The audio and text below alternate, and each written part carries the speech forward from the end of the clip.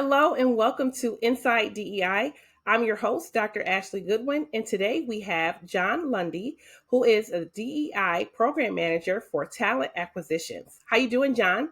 I'm great, Dr. Goodwin. Thank you for having me. Thanks, John, and I'm very excited for you to be here with us today. There are so many great things to talk about, but before we get into it, can you please tell us about yourself and your role here at Ingram Micro? Indeed. Yeah, I'm fortunate to work at a very supportive organization in Ingram Micro. I've been here for 9 years and worn three or four different hats in my tenure here. The one that I'm currently sitting in is the opportunity that most closely aligns with who I am as a leader, as a servant leader, more importantly. My foundational experience is built on talent acquisition. So my natural inclination is to bring in talent, to introduce individuals to the business. But when we started to really stand up our focus and our intentionality around diversity, equity, inclusion, and belonging, I had to take a step back and look at how I would be most impactful, most effective. And that's why I'm fortunate to be selected as a lead for our individuals with disabilities. So, if you're ready, let's talk inclusion. So, you said some great things there, and let's stick a pin in servant leadership. Can you tell me a little bit more about servant leadership and how that relates to diversity, equity, and inclusion? Yes, thank you for that. So ultimately, the way I see a servant leader is an individual who will advocate for individuals who are not in the room or not present, or maybe don't have as loud as a voice. My role as a servant leader really starts with my grandmother who raised me. I was raised by a single mother and my grandmother, and so in my off times or down times, I was always going across the street to our local community church and helping out the church. And that's where I learned how to really serve and support those individuals who may be somewhat marginalized or disadvantaged. And so for me, a servant leader is someone who is going to not only be supportive, but they're also going to show you what they went through or how they went about navigating life in order to be successful. So I consider a servant leader as someone who's advocating for individuals who are maybe not present or maybe don't have as loud of a voice or loud of a presence. That's very inspirational, John. And you've been really instrumental in amplifying voices in my time here. Can you talk to me a little bit about your co lead role in your ERG? Yeah, indeed. Thank you. So, as a co lead of our individuals with disabilities, I feel fortunate to be able to essentially innovate for Ingram Micro, basically identifying opportunities where we have maybe not had as much emphasis in the past around how we can create greater accessibility for individuals in the organization. Now, I support our veterans. My brother's a Marine. I support our women in tech, our women ERG. I support our working family. So I support all the ERGs, but ultimately my purpose is most closely aligned with individuals with disabilities, primarily because it is one of those areas where even though DEI has a very social impact and a social movement, we have opportunities in the corporate arena, corporate industry, so to speak, to really highlight those individuals who have gone unseen or maybe gone without recognition for their capabilities. And so the reason why, my why actually has to do with the fact that my brother is also disabled. I've grown up with the responsibility, maybe good, bad, or indifferent, of being a caretaker. I had an individual, a family member who was impacted by growing up in South Los Angeles, impacted through gang violence. And so I became a caregiver at like sixth or seventh grade, so very early on in my life. And at that time is when I started to recognize that, hey, it's not as always as easy to get my uncle around in his wheelchair, or maybe it's not as always as easy to bathe him or wash him or accommodate for him. And so I've recognized that the more I advocate for individuals who have a marginalized or a minimized voice, the better, the more fulfilled I am in my purpose in corporate America. Thank you, John, for that. That's really important. I want to highlight what you said there around social impact and being seen.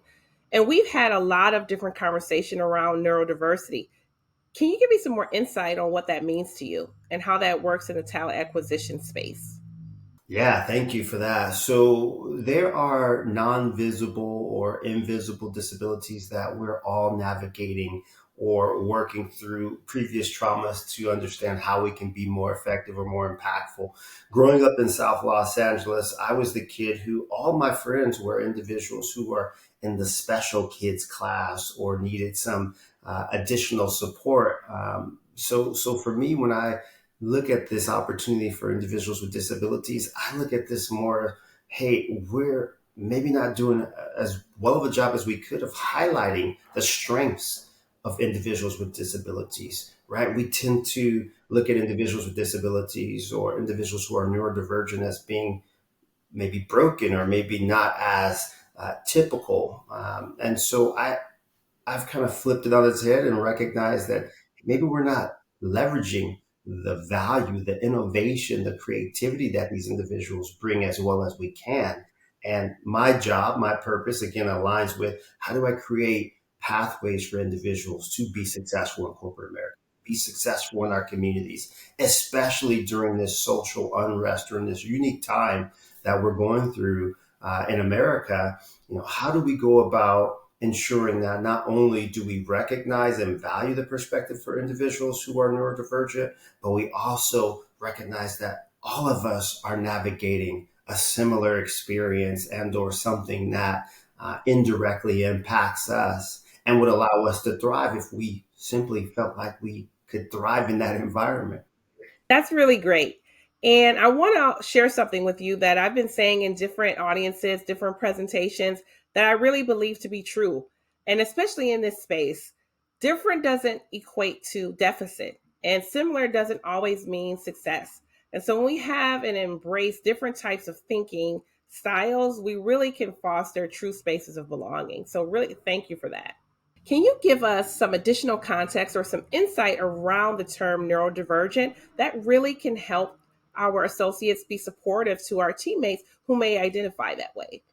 Yeah, thank you for the question. So when I think of neurodivergent or cognitively diverse, I think of those invisible disabilities or those invisible differences, right? So a lot of the friends that I grew up with and I played collegiate sports as well were individuals who are considered ADHD or maybe dyslexic or maybe somewhat autistic. A lot of the engineers I work with could be diagnosed as autistic or having some type of neural functional difference. But ultimately, when we look at neurodivergence or cognitive diversity, we're looking at those individual or those invisible differences, those invisible maybe stigmas or indirect ways of valuing or invaluing individuals who show up differently. So I see it as being an opportunity for us to really highlight the value that those individuals bring and to introduce other areas of the business where they can innovate. Thank you, John. And can you please give our audience a little bit more insight or context around the term neurodivergent and what that means and how our associates could be more supportive in that space? Ooh, that's a good question. That's a great question. That's a deep question. And the why I like that question is because this allows us to really highlight our superpower. It's advocating for someone who may not have the confidence to do so, right? I'll give you an example. I have an individual who's really interested in advancing up the corporate ladder. Out of respect for that individual, I'm going to say they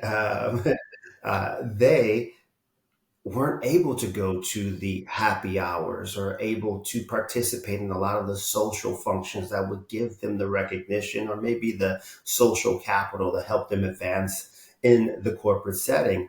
And so by recognizing my role as a advocate or as an ally would be recognizing that, hey, this individual doesn't show up as well as they could. I know that they want to attend. How else can we support that individual? Maybe we host something on campus versus going offsite and having a happy hour. Maybe we can do a lunch and learn. Maybe we can do a walk and talk. Are there other ways that we can highlight those individuals who may not have as much confidence to disclose that they may have an invisible disability? And let's just be completely transparent, Dr. Goodwin. Our self-identification process in the United States is somewhat fractured. I don't want to say it's broken, but it's fractured. There's an opportunity for us to better recognize and highlight and elevate those individuals who have those invisible disabilities. But my challenge to individuals listening to this would be to advocate for that individual who may not be as confident as you are to show up daily. Maybe they need to step away from the a typical meeting because the lighting doesn't support their ability to stay focused. Maybe they need to get moving. I do the best work when I'm running, when I'm jogging, and I after I'm done jogging, I write down all of what I was thinking about. But some of the greatest ideas and the thoughts that I have come to me when I'm working out. And so I recognize that I don't always perform best when I am in a corporate setting. And I've recently recognized that as I look back on my test scores, I'm positioning myself to go back and get my graduate degree. Maybe I have some slight testing anxiety. And so recognizing that individuals who may be a bit anxious may need a bit of time to pause. So to make it more real time and relevant from a recruitment perspective, it's not judging an individual who doesn't giving me a response immediately after I ask them a question of tell me about her time. It's giving them the space to say, take some time to think through this question. You may not have the answer right now. We can circle back to it, but I recognize that this is a high pressure moment, and I want to give you that space and that confidence, that comfort to be able to deliver an appropriate answer or response. You said a lot of high level things there that I want to shine a spotlight on.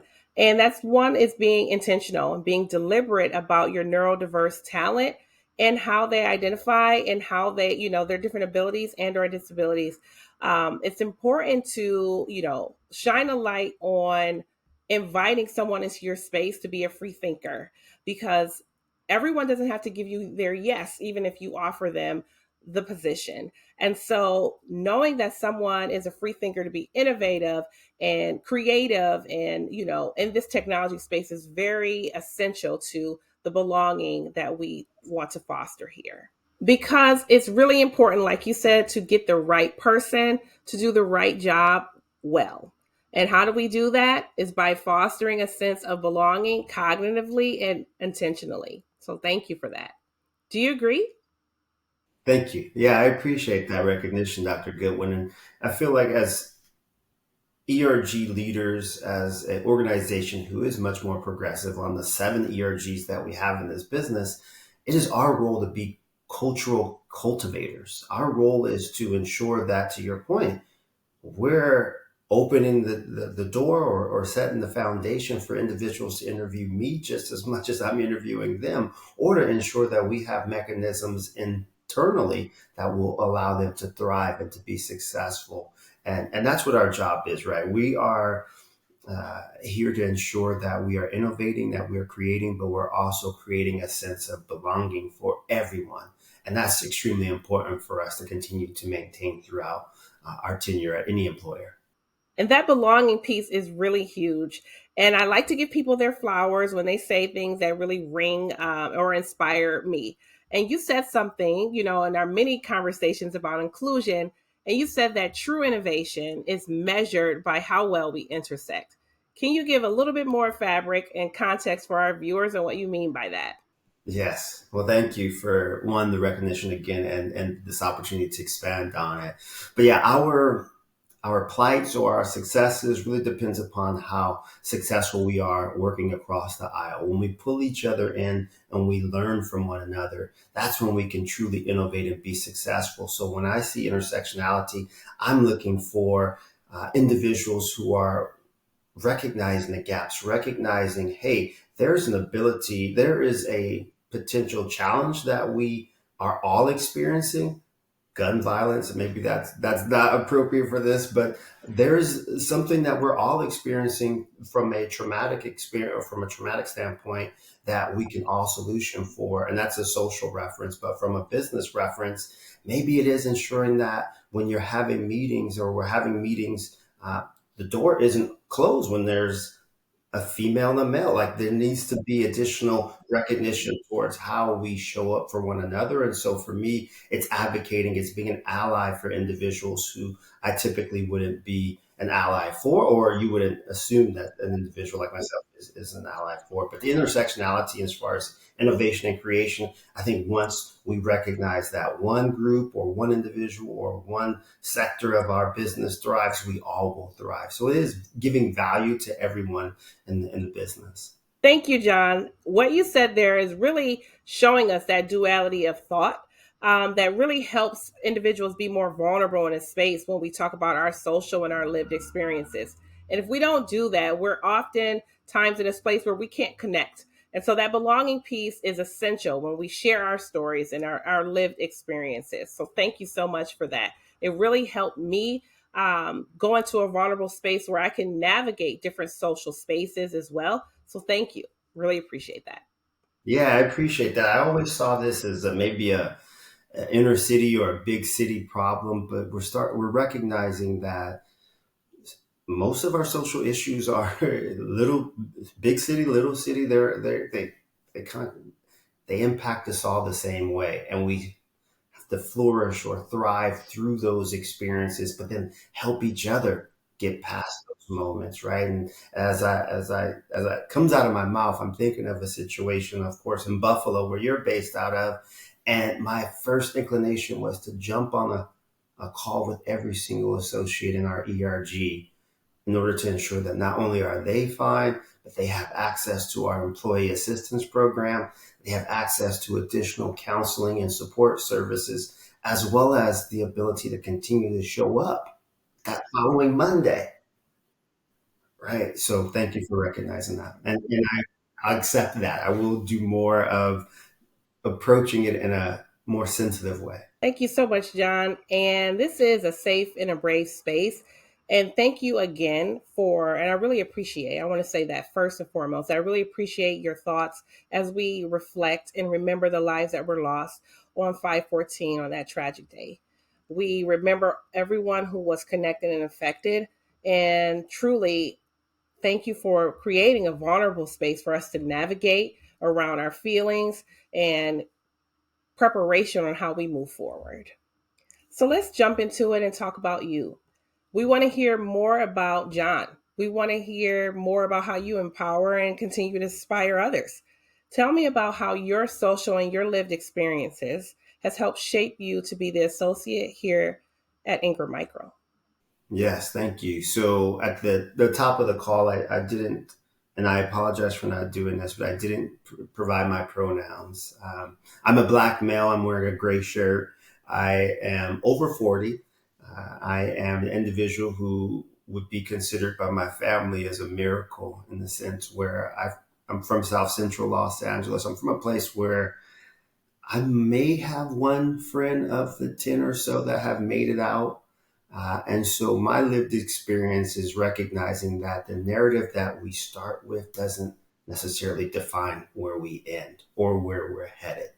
I've been blessed to be around not only highly educated leaders like yourself, but also very social and global leaders that have really highlighted and or supported my development as a leader. And I've been fortunate to work at Ingram Micro because this company is truly an organization that allows you to bring your authentic self, allows you to be your true self.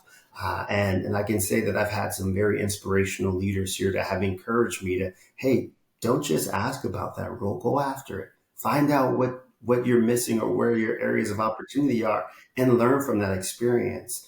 But the reason I lead with my social experience is I have so many friends who, because of where we were born and raised, that was all they saw. That was all they knew.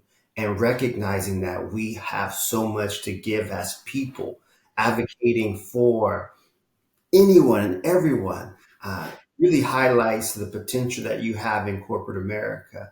I've recognized my superpower as a super connector this last 2 or 3 months. And so my role, my purpose today is aligned with ensuring that I am creating space. I'm creating opportunities for individuals coming from behind me because someone saw the potential in me and provided me with where I am today, or provided me with an opportunity or a pathway to get to where I am today. I recognize through my growth and my maturation as a leader and as a father, that your journey of learning and continually adding to the equation, that never ends. And so what I learned when I first came to Ingram Micro is the adoption of a continuous learning, a growth mindset is imperative to your success in an organization at this size and scale. John, have you identified any areas of opportunities or collaboration within the diversity, equity, inclusion space? And would you like to leave the audience with any inspirational thoughts? Yes, thank you. So, in addition to what we're talking about today, which is the cognitive diversity and neurodivergence piece, I do believe that there is another opportunity that we're not really touching upon, which is around our refugee communities. We're in America. Most of us have come here, or our ancestors migrated here. We're in a country that celebrates the unique differences of folks or of people. And so, what I recognize is our foster networks are fractured as well.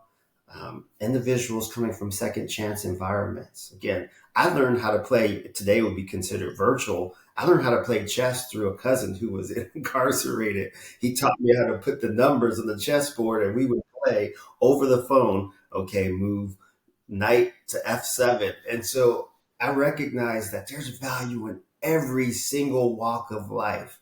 And there's an opportunity for a second chance. There's an opportunity to hit the reset button. Who I am today at 40 something is not who I was in my 19s, 20s, and 21s when I was graduating college, right? And so those two areas will be the next areas of emphasis and or focus. Now, there's so many areas within the DEI B space, but those areas in particular are going to fuel me or going to drive me the next couple of years. I'm also a big advocate of the trans community. We have continually, as the U.S., we have continually neglected or disregarded the impacts, the emphasis of the trans communities in our corporate structure. And so I do recognize there's an opportunity for me to first educate myself. So I'm on an education journey around the trans community, but then also recognizing how can I show up better as an ally for those individuals. So my first priorities, because I do have some knowledge there, is around second chance and the refugee communities. Thank you, John. That was an outstanding outlook as we take a deeper dive into perception and connection. You know, we talk about our internal or external processors and the way we think really help shape the way, you know, we tell our stories and how we connect and foster spaces of belonging. I want to take the time to say thank you for joining me today. I'm sure the audience has gotten a lot out of what you said. You have inspired me today, and thank you again for joining me. Thank you, Dr. Goodwin, for what you bring to this organization, not only with your education, but your energy, the courage that you bring to every conversation, and the freedom that you provide to us to be able to speak our true selves, to be able to speak our confidence. And so I thank you for not only creating space, but building a platform for Ingram Micro to not only model, but for other companies to mirror. Right. So what you're doing is invaluable and I'm excited to be a part of the journey. Thank you for joining us today with Inside DEI. Take care.